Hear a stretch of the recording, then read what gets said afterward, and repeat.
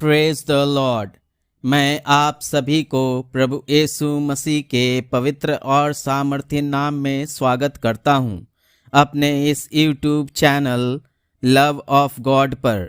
अगर आप आज पहली बार यह वीडियो देख रहे हैं तो कृपया मेरे चैनल को सब्सक्राइब कर इस बेल आइकन को ज़रूर दबाएं, जिससे हर वीडियो का नोटिफिकेशन आपको सबसे पहले मिल सके। तो हेलो दोस्तों, आज फिर मैं आ चुका हूं आपके बीच में एक नए विषय के साथ। और आज का विषय है कि सच्चे गुरुओं को हम कैसे पहचान सकते हैं, या सच्चे गुरु जो होते हैं या सच्चे आध्यात्मिक टीचर जो होते हैं उनके क्या गुण होने चाहिए, उनकी पहचान हम कैसे कर सकते हैं। तो जैसा आप जानते हैं कि मैं जो भी वचन चुनता हूँ बाइबल से लेता हूँ, तो आज का वचन भी मैंने बाइबल से लिया है।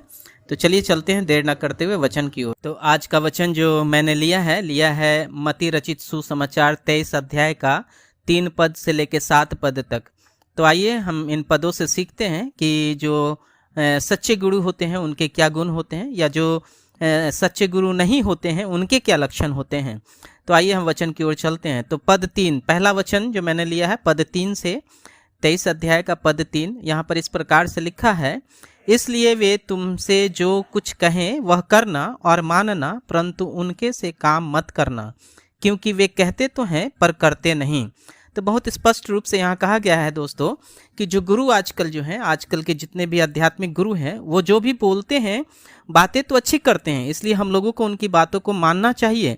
लेकिन उनका जो कर्म है, जिस प्रकार के वो काम करते हैं, उनका व्यक्तिगत जीवन कैसा है, उससे प्रभावित नहीं होना चाहिए।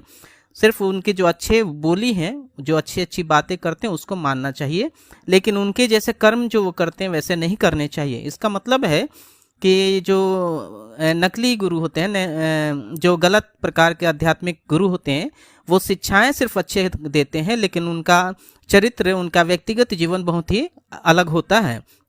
तो आइए दूसरे वचन की ओर चलते हैं। और यहाँ चौथा पद में इस प्रकार से लिखा है, वे एक ऐसी भारी बोझ को जिनको उठाना कठिन है बांध कर उन्हें मनुष्यों के कंधों पर रखते हैं, परंतु स्वयं उसे अपनी उंगली से भी सरकाना नहीं चाहते। तो यहाँ बहुत स्पष्ट लिखे हैं कि इतनी अच्छी अच्छी बातें वो करते हैं और वो ऐसा बोझ उठा के चलते हैं, और अपने नहीं उठाते हैं, लोगों के, भीड़ के ऊपर, लोग जो उनको सुनते हैं उनके कंधे पर वैसी अच्छी अच्छी बातों को रखते हैं, लेकिन अपने जीवन में उसको अपने से बिल्कुल नहीं मानते, और अपने, यहाँ लिखा है कि स्वयं उसे अपनी उंगली से भी सरकाना नहीं चाहते।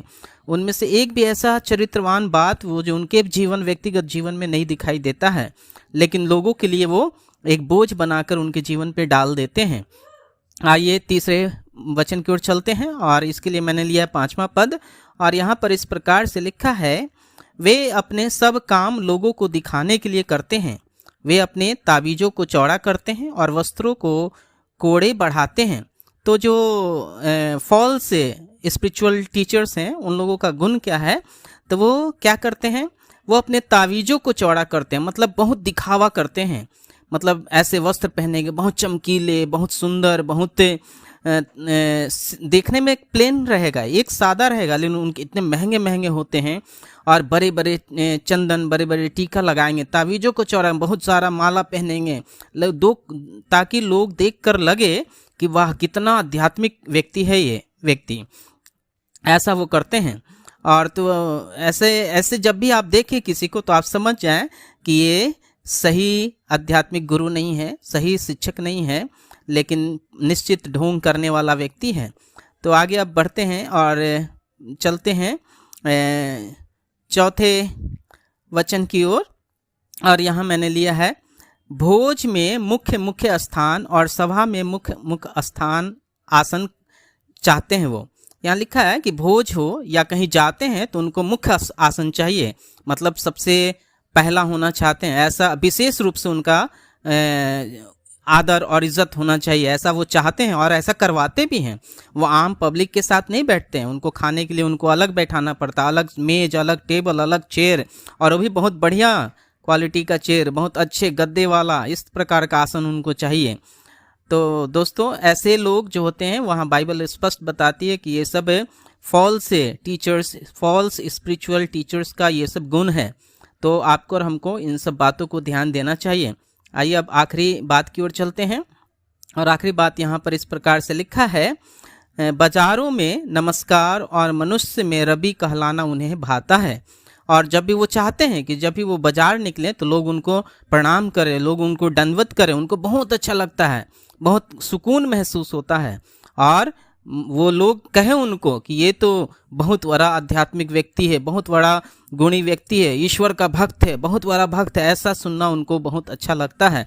ऐसे मनुष्य अपना बड़ाई सुनना पसंद करते हैं। ये सब बातें एक फॉल्स गुरु, फॉल्स टीचर्स का लक्षण है।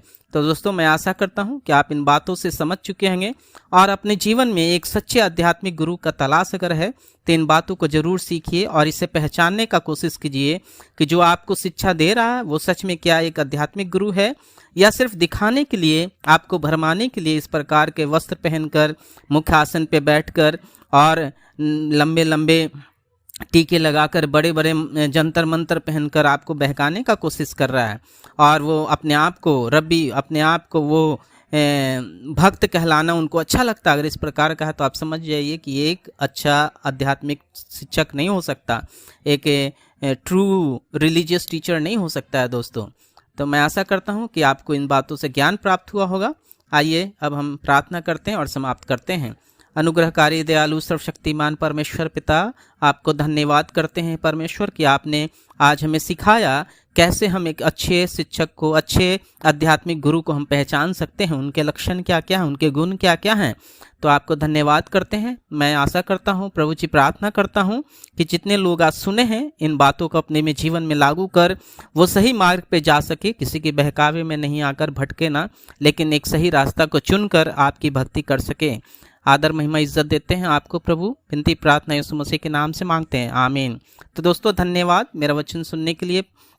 आप सबको परमेश्वर आशीष करे। God bless you.